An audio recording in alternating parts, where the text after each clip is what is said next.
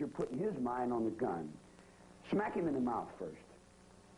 Put his mind on his mouth, then grab the gun. Oh, you're crazy. I said, no, that's not crazy. This is a matter of dealing with yourself. Because there's nobody there but you. You know, go take the gun or show me. So I said, don't, you know, so I got involved. So here I go. Bruce McGregor Davis and I go over to Hinman's house.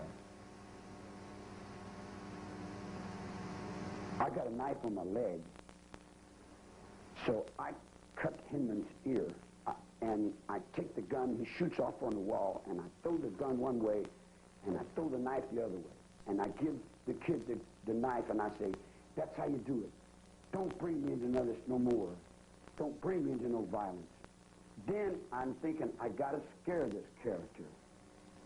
So I am what they call in the underworld, I'm a bad actor. I say, all right, now I got to kill you, Hinman. He said, oh, don't kill me. I said, if I don't kill you, you're going to tell my parole officer, he's going to put me back in prison. He said, no, I won't tell. I said, you give me your word as your bond, and your bond as your life, you won't tell.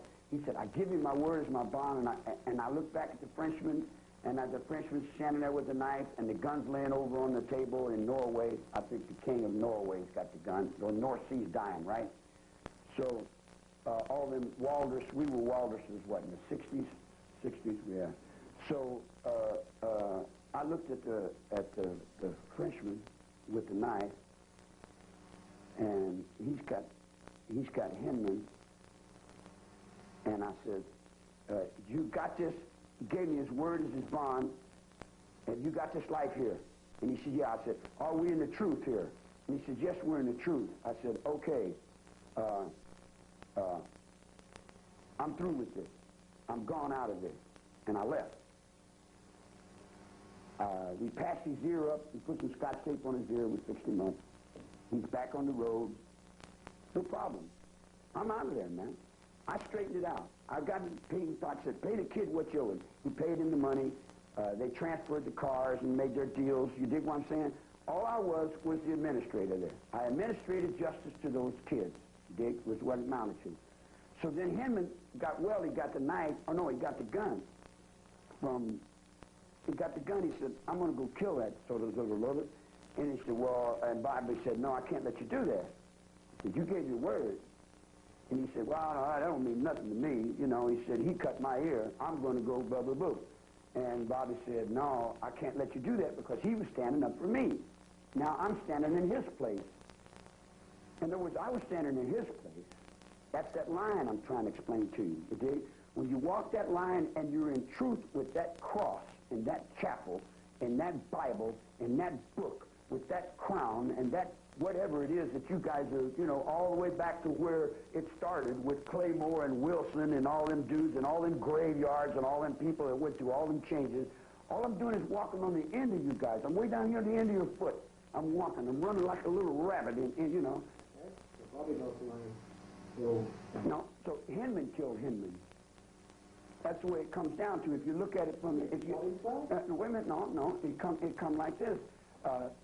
Hinman says he pushed by Bobby, and Bobby handed him the knife, a Mexican silver knife with a big eagle on it, from that medicine man that smokes that stuff that's got the mushrooms around his neck.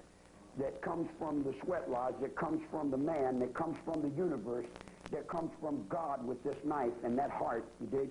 And he says, I'll not let you harm him because he was standing in my place and he's my brother. You know Bogus? You know Bogus down in Hollywood? He'll witness to that with his life because he owes me one on that. You see what I'm saying? In other words, I got more lives on this road than mine. In other words, there's only one life, true enough, but there's many perspectives towards that life. So when he pushed by, he gave the knife to Hinman and told Hinman, kill me. And Hinman says, I don't want you. Boom. Bobby said, you gave your word as your bond, and your bond is your life. If you make one more move towards it, I'm taking you away. And he made the move. Bobby took him, and he died. I'm 3 days down the road, man. I'm in San Diego partying at the zoo. I don't have any idea what the hell's going on there. Now you were Bobby. No. No, how do I owe Bobby? I faced, wait a minute, no, I faced his when I cut the ear. Okay. You know, I faced his. But a lot of people say one of the reasons that those people die in jail alive is they're trying to get Bobby out to make it look like all right, now that's another game altogether. That's another game altogether, sure. That can be explained too. There's a place called Indian Mesa where we have fires and we play music. And we make big circles, like you do with the Stones. We make big circles and we sing. Ah! And we put our souls in each other, you dig? In other words, and we have sex with we fuck each other, you know, and we suck each other. We do all the things that you guys are not allowed to do in your culture. But in the culture I live in, we throw all that out the window, and that's what I guess you'd call Satan. You know, I wouldn't call it Satan, I'd just call it... Just call it whatever, call it time of day if you want. But that was what was happening in those times, in those days, you know. So So what happened on Sailor's Night? huh? What happened on Sailor's Night? How did you didn't have a beef with Sharon Tate and those people? No. Did you notice? I had met a couple of them, 2 or 3 times. Photographer that used to do that. There's some homosexuals there, and I knew a lot of the homosexuals.